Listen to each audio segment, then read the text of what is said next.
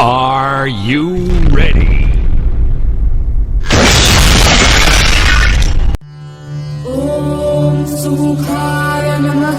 ॐ गणाधीशाय नमः। ॐ उमापुत्राय नमः।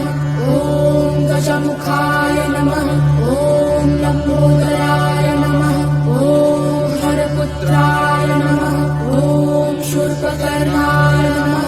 ॐ वक्रतुण्डाय नमः। ॐ गृहाग्रजाय